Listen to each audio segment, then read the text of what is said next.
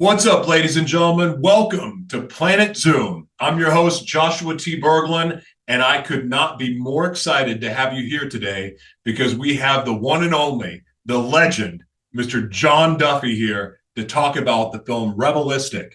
Now, this film, the shooting of this film, which wasn't called Rebelistic at the time of shooting, was it was one of the most amazing experiences of my life. If it wasn't for meeting John, I'm not so sure I would be getting to do what I'm doing today.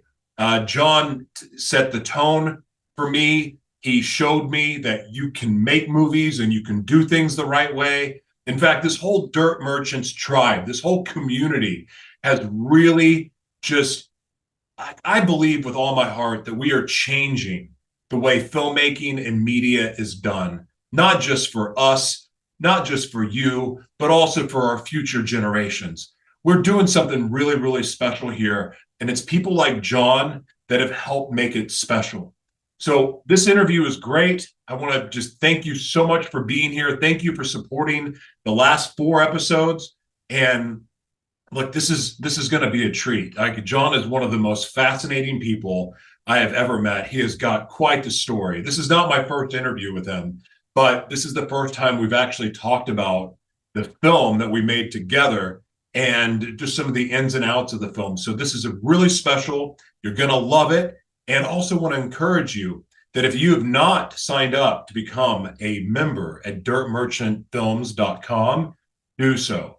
We're doing some really exciting things that are exclusive for members only. Yes, there's free content. There's free resources on the website. But frankly, you just don't want to miss out on being a member. And if you like what we're doing, you may even like being a legacy member more. So check that out, dirtmerchantfilms.com. Thank you so much for being here. Thank you for telling a friend about what we're doing here. God bless you, and let's have some fun. Ladies and gentlemen, it is an absolute pleasure for me to introduce to you Mr. John Duffy. Ladies and gentlemen, I am so honored to welcome Mr. John Duffy to Planet Zoom. Mr. Duffy, how you doing, my man? Fantastic, brother. Fantastic.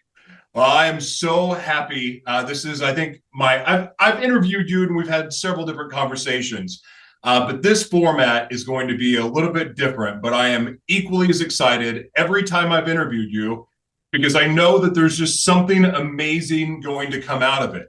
But this time we're talking about a very special project because this very special project is actually how you and I met. And so all of the nice things I have to say to you started during the filming of Rebelistic. So I am honored to have you here. But before we get into the conversation, can you tell me, Mr. Duffy, what are you grateful for today and why? Well, I'm so grateful in my life and today as well for all the, I would say that I'm one of the richest people on the planet because of all the blessings of people and friends that I have in my life. And this weekend, just an example of it, I went to an event for veterans that I spoke at the Veterans Administration, and I made 6 more friends, former military people, sheriffs. And every time I do something, I get blessed with this abundance of friends in the world. So, I mean, I can't be more grateful than get up every day and go, boy, am I one lucky guy. I don't feel so special now. You just make friends with everybody. See, well, you were one, and you're going to talk about it, but when we met on the film, it was a very special night, and we spent a lot of time, and that's what I get to meet amazing people like yourself. And I'm like, where do they come from? They just keep getting placed there for me. So you're one of those very special people I'm honored and blessed to have in my life. Well, I wouldn't even be doing what I'm doing now if it wasn't for meeting people like you, because look, let's face it, and we're not even into the questions yet, but let's face it, like the film industry can be scary. Media can be scary. It's not like these are not safe waters to navigate. And yet my first film experience was the most epic experiences of all. And then here 7 years later, after filming Rebelistic, here we are having a conversation, not just about that movie, but all of these amazing things that are happening at Dirt Merchants universe. But none of that happens. I don't come back and join the fold without meeting you. and that impact and those conversations, because I'm saying to myself, I know other people in the film industry aren't like this. There must be something really special happening here with Dirt Merchants. And then, of course, to be friends with you all of these years later, it means the world to me, man. So I'm really excited to get into this. I'm excited to get into a little bit about your past in the film industry, and then, of course, discussing Revelistic. So with that said, with all of your previous work in the film industry, how has film influenced your contribution to the Dirt Merchants universe, and more specifically, the film Revelistic? Well, I met Henry Morales at a event, a city gala event downtown LA, and he was talking about his book, The Dirt Merchants, which was a memoir based on his life. And it resonated because he comes from Jersey. I come from the South Bronx. And so we have a lot in common. And so kind of clicked. And, he was talking about turning that book at the time into a movie, which I thought was pretty adventurous and courageous on his part. Sure. He had no damn experience in the industry. And I'm like, okay, and then we started talking, and, I was like, a lot of people talk, but not a lot of people take action. And right. He was somebody who was about taking action. So I just said, okay, well, what can I do to help? And so I got involved with him, and I kind of came into production, manage him to kind of share some of my practical experience, because he was running on energy, passion, and a story, but he didn't have the practical. How do I do this? How do I do that? So I was like, okay, I'll step into that. Then I stepped into ADing one day, because I come to the set and he got no AD, and he does. And I'm like, okay, I'm going to run the set. Let's just go. Let's make it happen. And then I ended up he says, can you act in it? And the next thing, I was acting in a little part of it. So it was just going with the flow and supporting him, because he had such great energy and passion. And then there was one night that you're there, and we're hanging out at a pool at somebody's house. And we're just behind the scenes, me and you, getting to have a conversation that's much deeper than most conversations I get to have on a film. And we just go very deep into each other's lives. And that was a pretty amazing experience as well. Yeah, it was. It's one that, again, is stuck with me since that day. I've never forgotten it. And of course, it's made, reemerging back with Dirt Merchants. And now as a universe, it wasn't even a film company when we first got started. And then now it's just evolved into a whole universe, which is just mind-blowing to me. But as someone that's worked closely on Revelistic, can you describe your understanding of the character development of Spencer Corrado? Well, Spencer is a teenage character. He has two models in his life, and he kind of, a lot of it kind of echo with my life too, because I think a lot of times I grew up in the ghetto. I dropped out of high school. A lot of times you have role models. Potentially you have a role model that's kind of like taking you down a positive path, maybe to success, and then you have a role model that's taking you down a negative path to failure and to a less than productive life. And it's making that choice or following what's the path you go. And Spencer's that kind of character. He's pulled by both, and the street's a powerful pull. And your friends at that age as a teenager are very powerful. So his loyalty is to his friend, and he's being pulled in that direction. But his friend's a very negative influence. And then eventually in the story, Spencer gets a mentor who begins to give him the kind of knowledge and advice to go on the right path and to choose the right path, and basically go on the hero's journey and go on a journey from, overcoming adversity to becoming successful in life. So Spencer goes on that, and that's what the story is in Revelistic. So it's a very cool story about, teenage life, especially in urban areas, especially in disadvantaged areas. That's such a good answer. And it really segues beautifully into my next question, which is Revelistic dives deeply into such themes such as loyalty, redemption, and personal sacrifice, which really is just an offshoot of is Covenant to me. Can you share how your experience in film has equipped you to handle such heavy themes?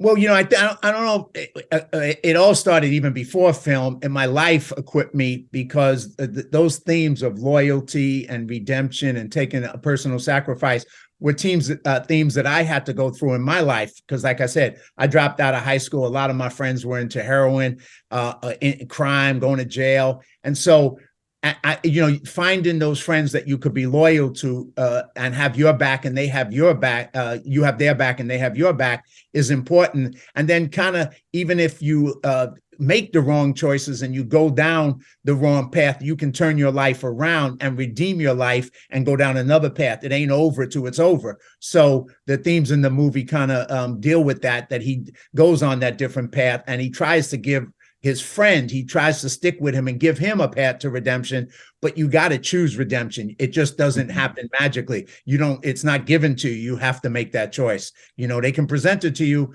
but if you don't make the choice, you don't get it. And he made the right choice. His friend made the wrong choice. And then, in Hollywood, it was the same thing. When I got to Hollywood, it was because of me sticking to my values, my ethics, my morals. Like you said, it's not a great place. Sometimes there's a lot of bad people. There's a lot of users.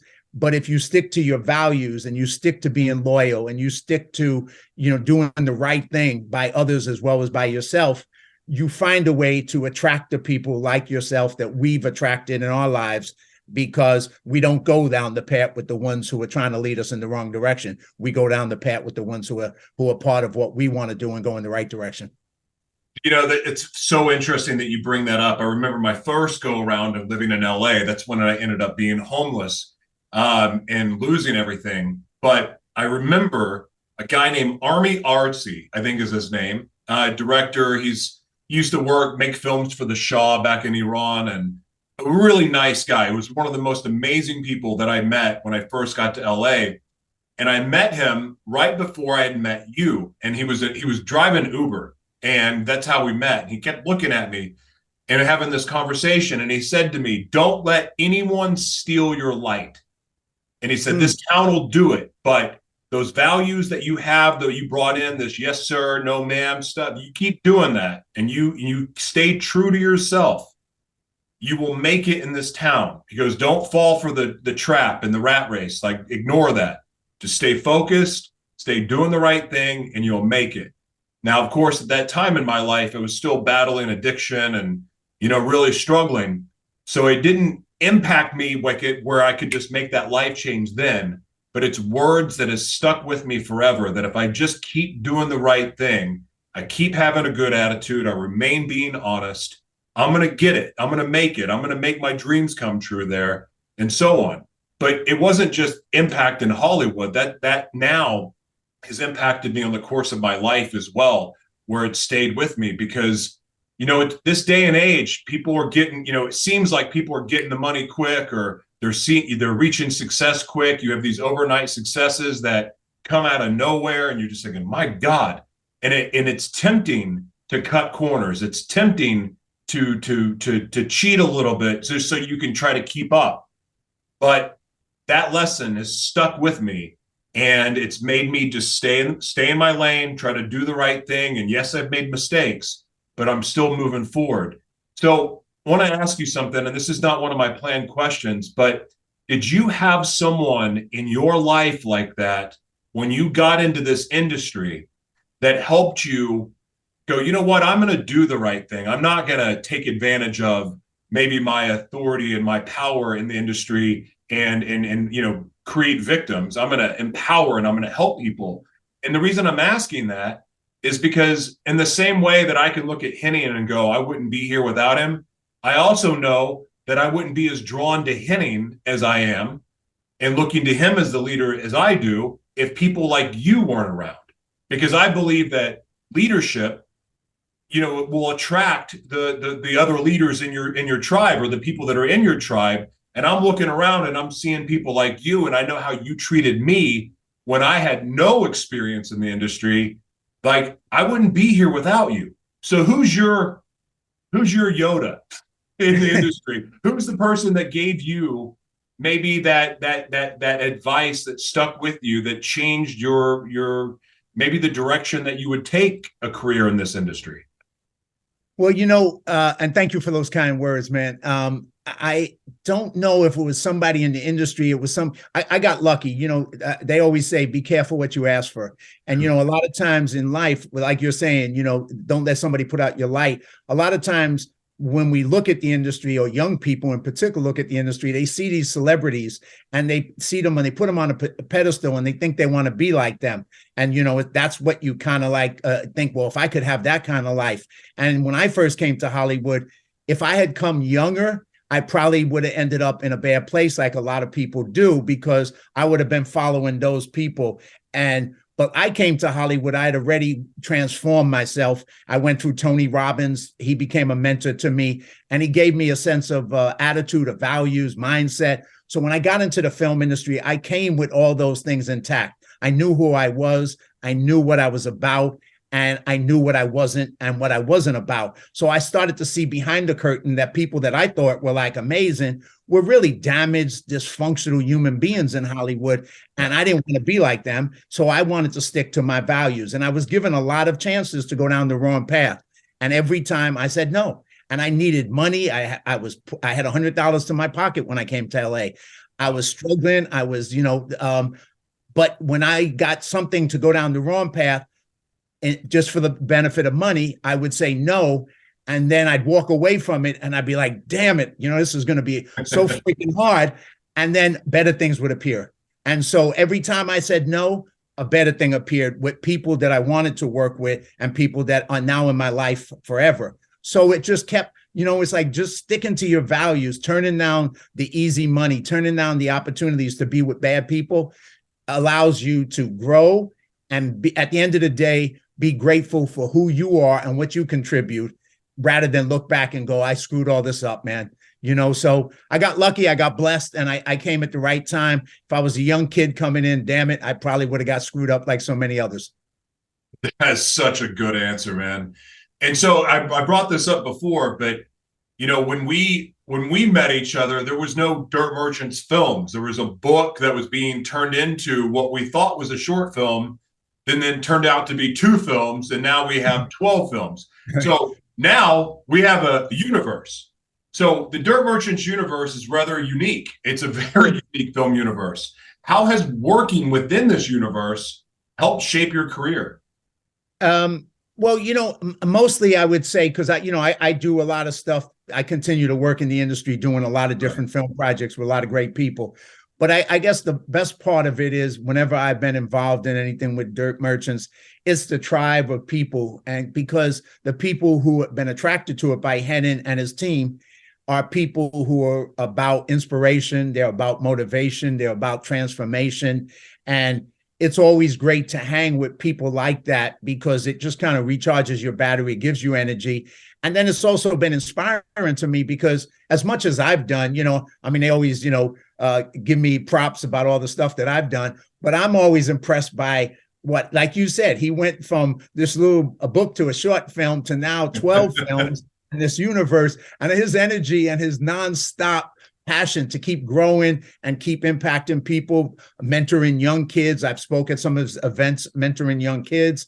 All that is such a positive that it allows me to support, what I do. And now, I'm going to probably step in and line produce one of his bigger films that he's trying to do, The Saintly. So once again, to be part of the team, to support great people and to inspire people in this world. Hey, it's all good, man. It's all good.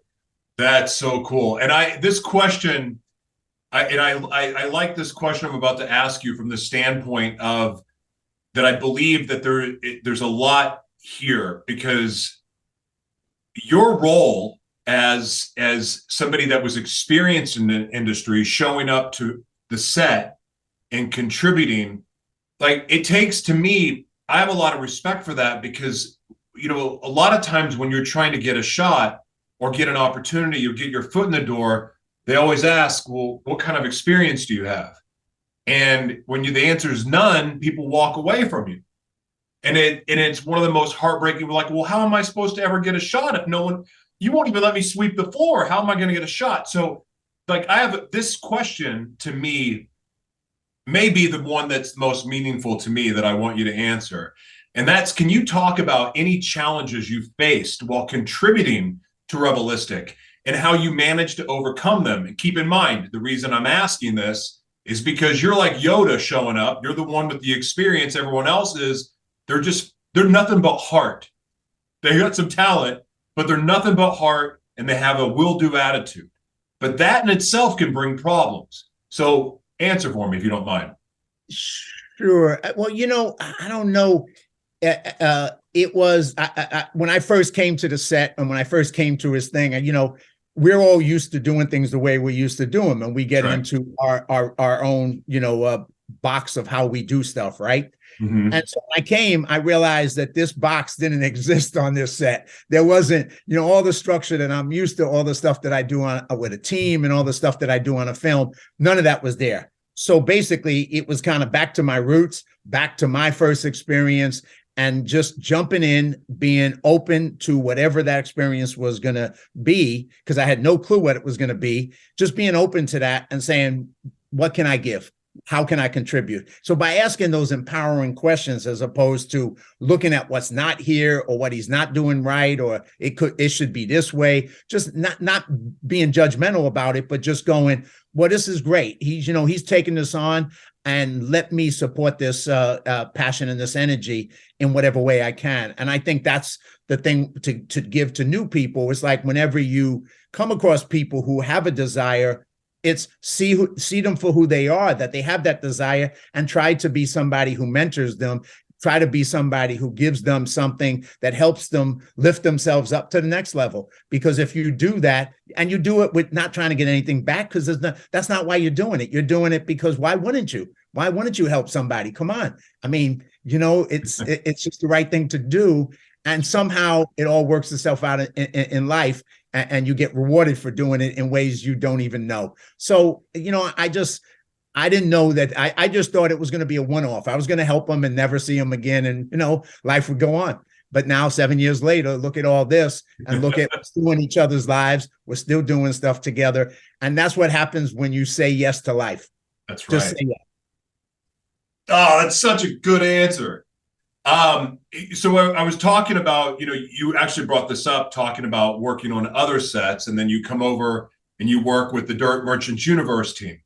So in your experience working with this tribe, how has the collective experience of the experiences working with Dirt Merchants Universe, within the tribe, and on set, how has those experiences impacted your approach to storytelling? Because you're also an established podcast host. You're also a very, very established writer. So you're a storyteller in yourself, and you've got stories. I think that's something that you've made famous, is that I've got stories, and you've got great stories. But working within this tribe, which is definitely unique, not all sets are like a Dirt Merchant set.